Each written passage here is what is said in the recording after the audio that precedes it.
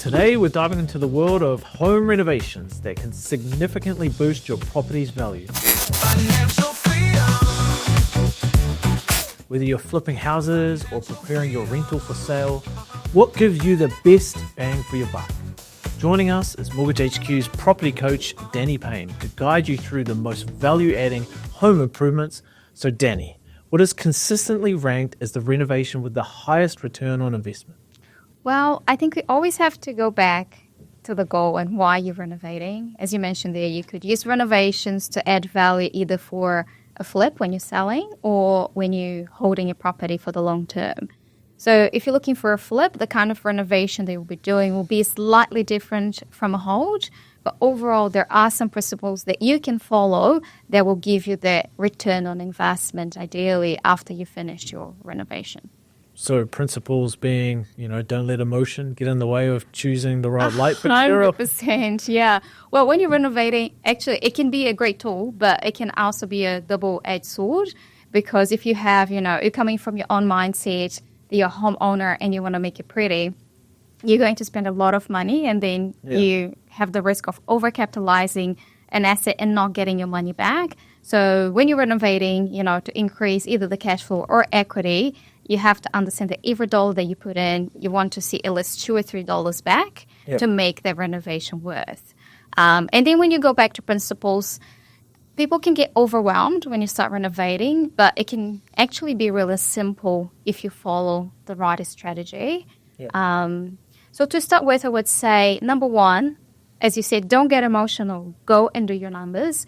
When you're renovating, you have to understand what you want back from that renovation. So let's say if you're flipping, you're probably going to put something that's higher spec because it's for a first home buyer.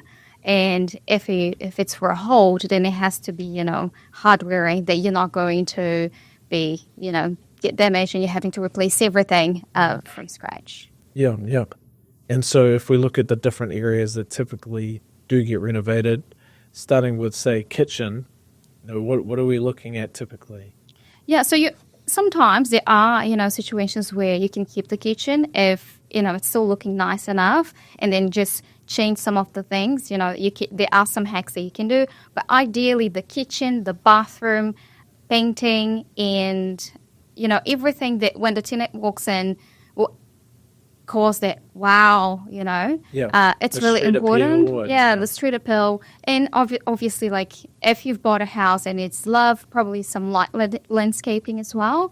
And then obviously adding value through, using some of the spaces, because these days, if you're going to go buy a new build, we all know you're going to have like the open plan kitchen and living. So the older houses, you have a bigger floor plan. Is there an opportunity for you to add an internal bedroom or even maybe a cabin at the back if the area, requires for it? If it's, a lower social area, you have families or maybe that granny house, so you can extend and you can make an extra $200K income from the extra bedroom or cabin that you'll be adding in. Yeah, I've seen in some of the older houses, there's a lot of kitchens that have, they're closed in, and renovating the property is sometimes removing some walls to free up and make the kitchen a little bit more open or add an island. Yeah, 100%. Once you start demolishing things, it's a can of worms, right? 100%. And you have to be really careful as well, because ideally when you're renovating for flip or even for holding, there are those holding costs that you're not getting rent. So you have to be kind of smart of how can you make this cosmetic renovation, and the word cosmetic is quite important because ideally you want to do a renovation that doesn't require consent, because they can add, much more time into your project that you have to account for. And now, thankfully, the interest rates are going down, but your holding costs will be quite high. So preparing for that, how long does the renovation need to be? If it's 4 to 8 weeks, you have to be quite, effective on what you're doing. And you don't want to be, breaking walls that you shouldn't have and be in a pickle there as well. And so how do you go about getting the right quotes or the right people involved for renovations? You're going to typically work with a manager, and they're going to work with the third parties on your behalf, or you want to manage everything yourself? What have you seen work well? Yeah, it really depends on the client. But I have to say that there are people that have the skills. Sometimes they're a builder or they have a family that, knows how to renovate, or someone in the family. That's great. But, don't feel like overwhelmed that you can't do a renovation because you don't have the skills. I would say if you're starting, it's your first one, 100% rely on the professionals.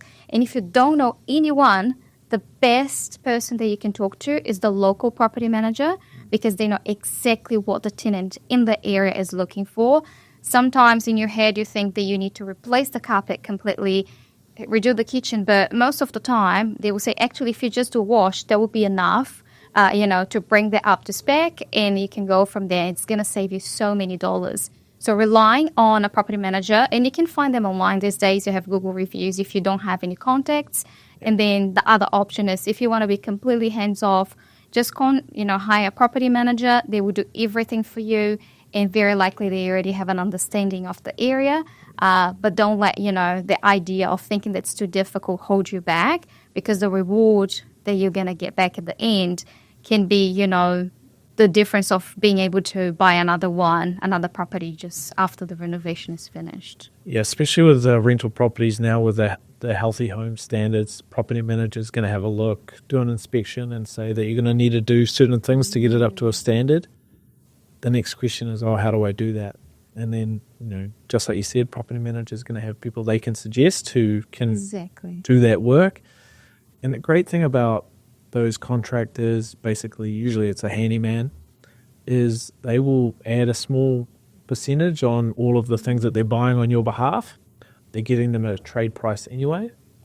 And then they're charging an hourly rate. And that hourly rate might be, say, $75 an hour.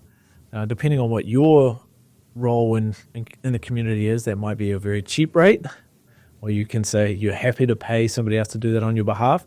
Or it might be expensive if you're not earning as much as that. Generally speaking, if you haven't done it before, it's going to cost you that amount in mistakes anyway.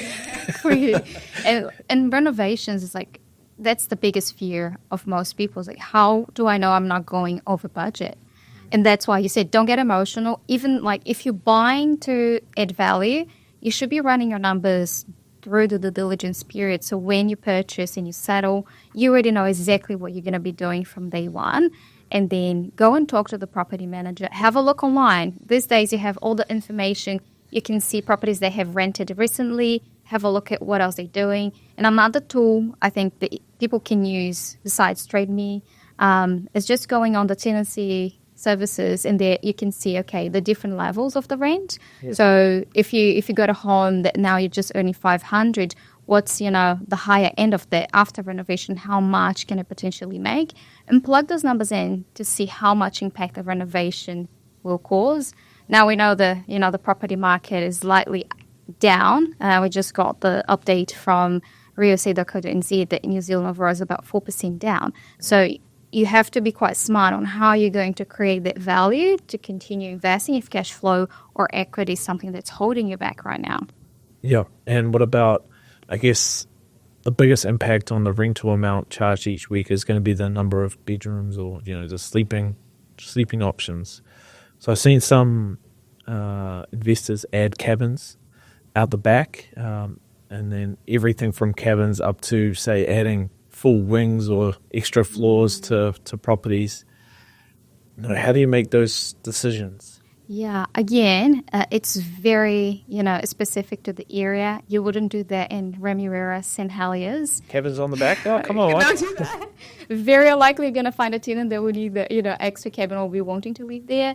Now, if you go to Whangarei or maybe some areas in Taranaki, you have, extended families that for them, or even Dunedin when you have, students, I don't know, you have to look at the area. And that's why I say having the team around you will be important, because the property manager will tell if it's a good fit or not.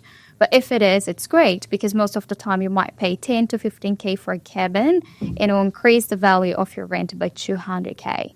That's massive. The return on investment that you'll be making, but that alone is not enough. So you have to follow, you can't just do like a lick of paint and put a cabin on the back and want to charge an extra 200K. It has to be reasonable. The house needs to look very comfy, so, the tenant that's living there will enjoy the whole space. Yeah. And I've read Graham Fowler's 20 Rentals in a Year book about some outside work he did on the properties. Just the street appeal, changing the street appeal can impact not only the value that, say, a valuer deems that property to be worth, but also the street appeal for renters as well. 100%. Because when they're renting, they're not looking only at your property. They'll be looking at a few. So, the compound effect of all the things you do. But again, you have to make sure you're putting your money in the right things. As we said, kitchen, bathroom, paint.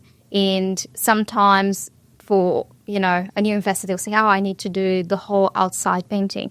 That's going to cost you so much and likely not going to give you the return. So it's really specific to, what you're wanting at the end. And I'll keep repeating, don't rely on the professionals. They know what they're doing. And be open-minded to, do what they say as well. Yeah.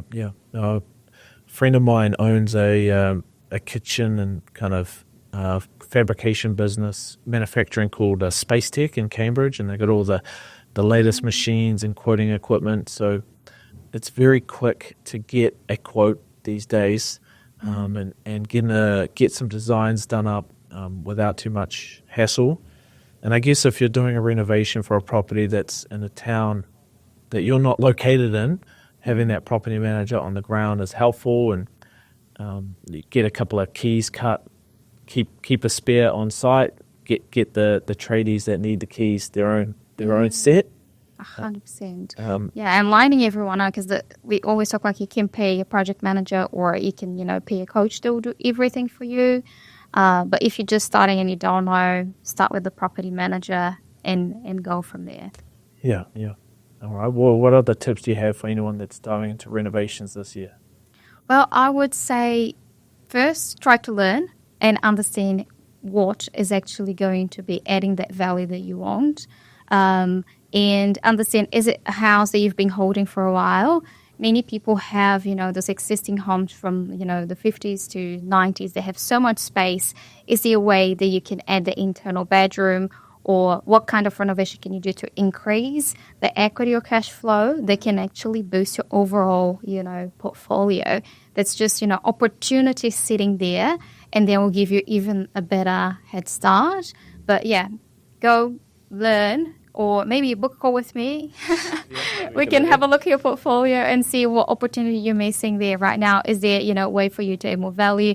We can connect with, the professionals as well. But I would say at least take one action, do something. Don't just plan and overlook and redo the numbers, because there is no point. You can go and be very analytical and understand like the results it's going to give you. But if you don't, call someone, or if you don't ask for help, nothing's going to change. So, do one thing, and one step forward. Thanks for chatting about renovations today. Looking forward to doing a couple deals this year and expanding the portfolio. 100%. Thank you for having me. Don't forget to subscribe, and if you've got any questions for Danny, leave them below. Financial freedom. Financial